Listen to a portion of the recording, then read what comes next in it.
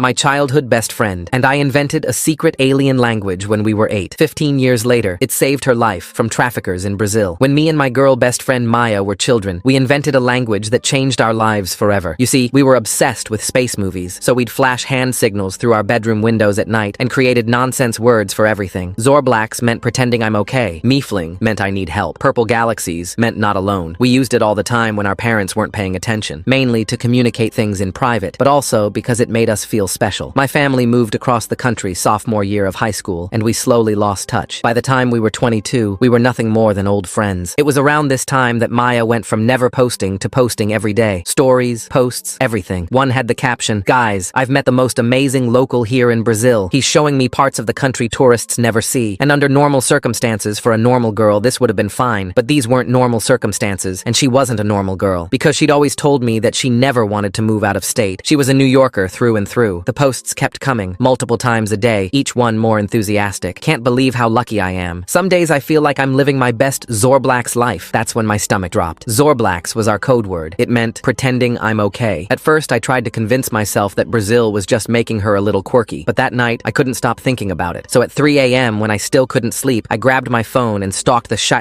out of her account. That's when I saw it. "This place has major Moon Whisper energy," appeared in 3 different captions. Moon Whisper meant I'm scared. All of her story highlight covers had the caption Miefling, meaning I need help. That's when it finally clicked. Someone was forcing her to post these updates, and she was using our childhood alien language to tell me she'd been kidnapped. I started commenting casually on her posts, trying to subtly tell her that I understood what she was saying, but I had no idea if she was even seeing them. So I turned on post notifications just to track her calls for help better. And with every post, her captions became more and more specific. "This reminds me of when we used to play astronauts," appeared under a beach photo. But we never played astronauts at the beach. We only played astronauts at Riverside Park. "Feeling like I'm 13 again," was in another caption. Maya was 13 when I came with her to visit her aunt in Rio for spring break. "Missing my collection of 23 Purple Galaxy stickers back home," she posted with a sunset photo. I read it over and over. Purple Galaxies meant not alone. But why was she specifying 23? Why mention stickers we never collected? Then it clicked. Riverside, Rio, 23. She was trying to tell me she was near a riverside in Rio, possibly at an address with the number 23. I thought about telling someone until I realized that the only evidence I had was a made-up alien language. So to avoid being locked up in a white room for the rest of my life, I called Maya's aunt in Rio. She recognized my voice instantly. I told her Maya was in trouble and possibly being held near the riverside area. "I felt God telling me something was wrong," was the first thing she said. You see, her aunt was very spiritual, which meant she didn't wave me off as a lunatic. We looked up every building numbered 23 along the water. There were only 3 possibilities. I maxed out my credit card on a flight to Rio. Maya's aunt picked me up at the airport, and we drove to